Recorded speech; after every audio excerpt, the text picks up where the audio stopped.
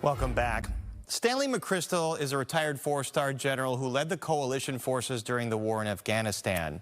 I sat down with McChrystal this week at the University Club of Chicago, where he was promoting his new book called On Character. In that book, he recounts the day in 2010 he submitted his resignation to President Obama after a controversial article came out in Rolling Stone magazine where McChrystal was critical of then Vice President Joe Biden. And I go into the president's office, and he was cordial. I mean, you know, as cordial as you're going to be in a situation like that. He asked what happened. I said, I actually don't know. I haven't had time to investigate it, but here's my resignation. If you want to accept it, I got no problem with that. I'll step aside and good. If you want me to go back in command, I'll do that too. Whatever you think's best for the mission. He was very good. He says, I'm going to accept your resignation. And in that instant, my career's over. Now think about it. I'm no longer a commander. I'm no longer a general. I'm no longer a soldier. And for the length of the media cycle today, I was this publicly disgraced figure that's on the ticker on the TV every 45 seconds.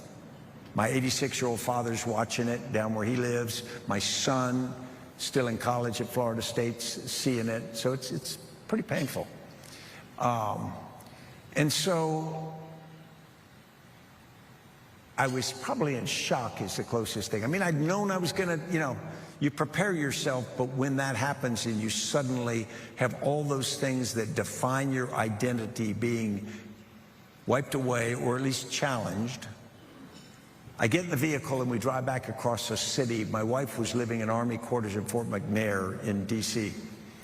And I get there and I kind of, you know, collect myself and I walk in the front of the house, these old quarters, and my wife is standing in the entranceway. And I looked at her and I said, it's over. He accepted my resignation. And Annie looks at me and she goes, good. We've always been happy and we'll always be happy. It was the most amazing moment. I even recognized it in the instant. Because what she could have done is she could have gone, you got screwed, boom, boom, boom, you know, all this kind of stuff. She didn't. She said, okay, it happened. We're going to move forward. She's never once changed her attitude. I tell people she lives life like she drives, with no use for the rearview mirror.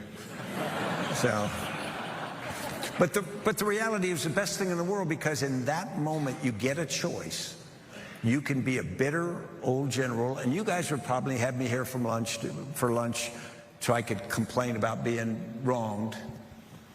But that doesn't last, and it's kind of pointless.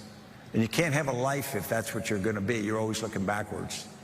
So we made the decision to look forward, and that was 15 years ago. 2 days ago. 15 years ago. And, oh, thanks. In my life, that was the worst day of my life, for sure. In some ways, it was the best thing that ever happened to me, because it made me think, it made me change. We led life in a new direction, and it forced me to prove to myself what kind of person I am. Because there's a temptation that people write something about you that insinuates you're not. You want to spend the rest of your life proving to yourself and everybody else you're not that. And so that wasn't a bad thing. And so I think all of us, if we can think about that kind of, you know, I don't wish that on anybody.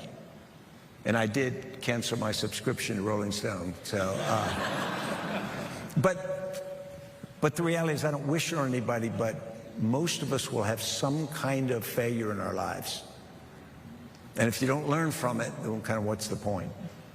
Most Americans believe they're patriotic. They love their country. And yet, patriotism, I think you've said this, requires more than just voting, which many people still don't do. Right. Loving your country and believing that's part of your character requires more than just saying that you love your country, but never paying attention civically.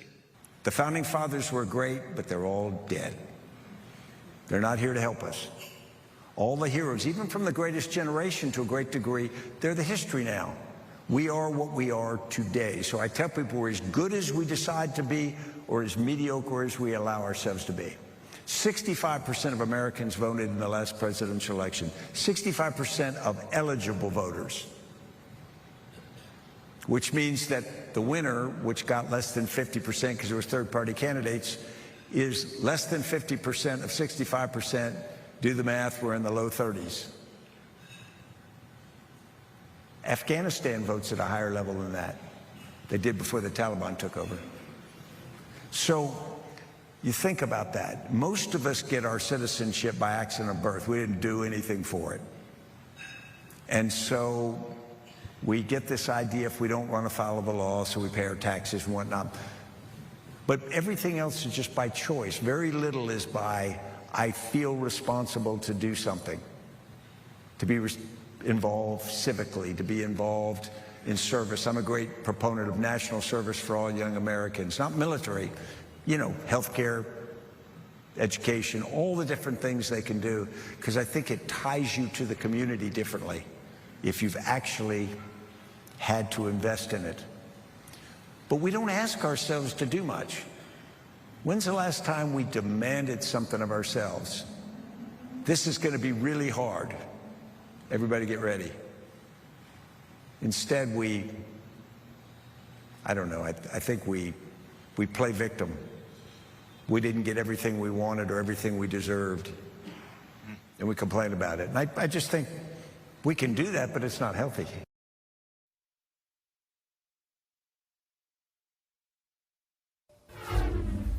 Some clips from my talk with General Stanley McChrystal this week at the University Club. And before we go tonight, a tribute to a television icon.